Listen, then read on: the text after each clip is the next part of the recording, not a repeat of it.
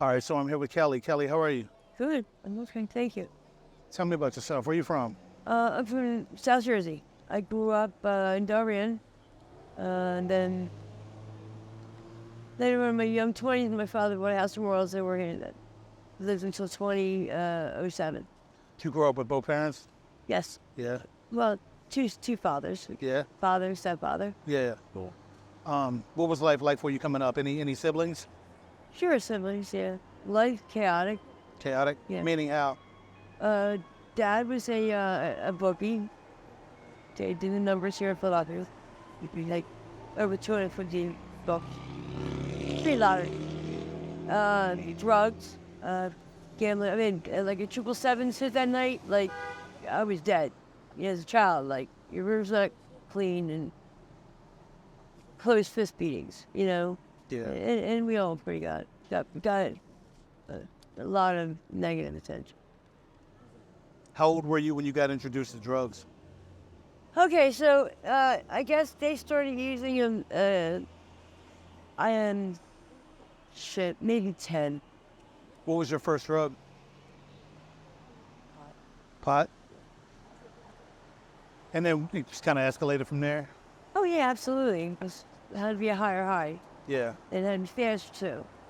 What's your drug of choice now? No, now it's crack. Crack. Or they call it crack out here, but we don't know if it is or not. And then A lot of fentanyl? the fentanyl comes in because the fentanyl it brings me down from that crack because I don't like to be amped, for a long period of time. How long have you been homeless out on the street? This time, I was homeless a lot. See, my stepfather was constantly throwing me out since I turned, 13. My grandmother lived a couple of blocks away from us, so he knew I had a place to go. So as soon as I did something wrong or didn't like a grade, I'm ready for out. So homeless is nothing for me. First time he really threw me out, I stayed out. I was 24, and I'm sorry because I was dependent on him, and that was his goal. Daddy would take care of me, my princess, the word, and so I was real comfortable with that. So when I put me out, because I didn't come home that long, and I stayed out for 5 years, the first term. How hard is it living out here day to day, being homeless? I keep to myself now. I fell in love with somebody. He died in November. Sorry to hear that. It's easy to be victimized out here, but if you're by yourself as a woman, yeah, and you're open to a lot of stuff. So if I don't have my walkie, my best friend, I'm a victim. What do you typically do for money out here? I'm up there in age, but I'm not gonna lie, I like was.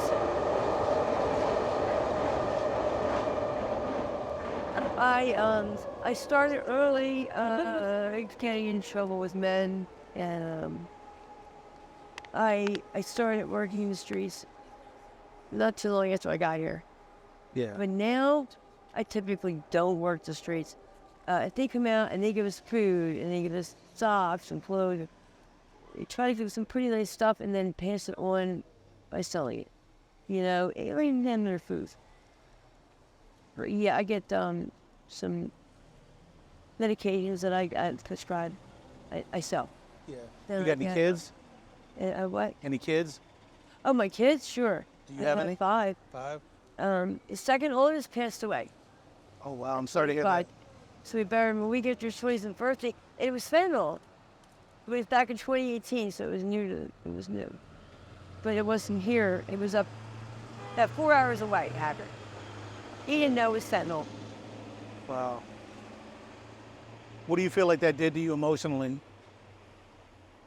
I became selfish immediately because I overdosed the night before the funeral, and I thought after the paramedic woke me up, I thought it was fucked up that they're burying my son somewhere, and I almost died.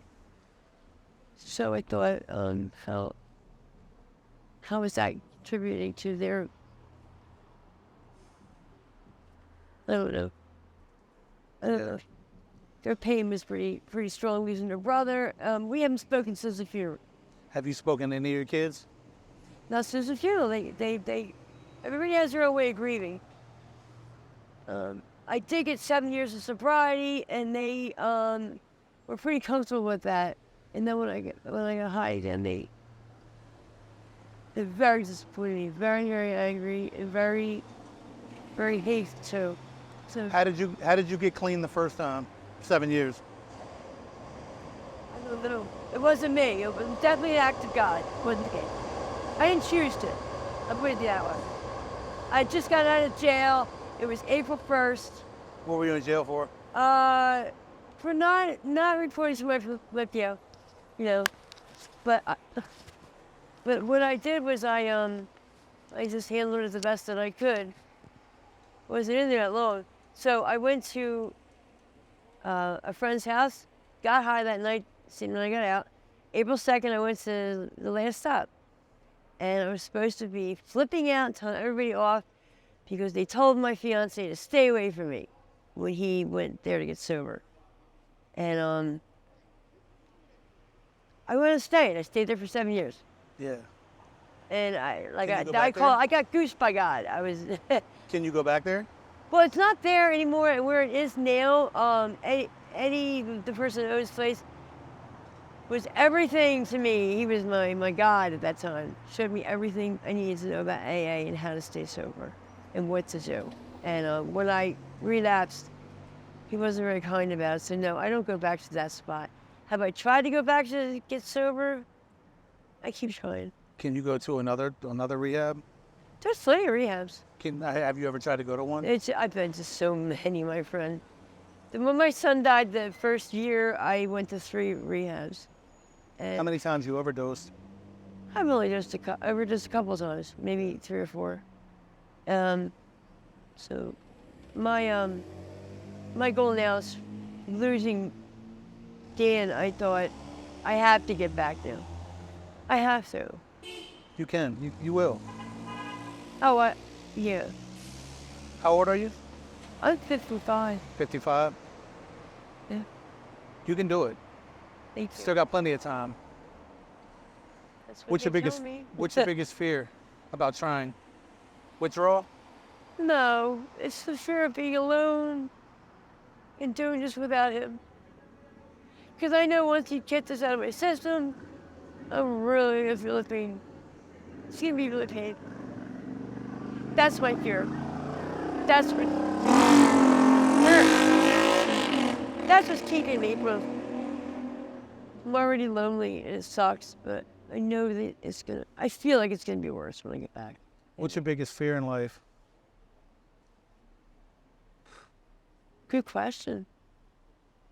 I'm pretty brave. My mother hated that in me. I don't know. What's your biggest regret?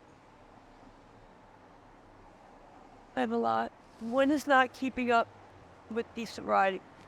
The 7 years. For just forfeiting it and for not being grateful. Having enough gratitude to keep it.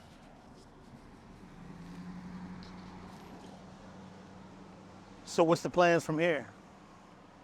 I keep telling myself I get enough money, if I get enough of this, take with me. The plan, and not to kill myself, not to be picked up off the streets like so many. I don't want my children to be like, oh, mom is picked up off the streets again.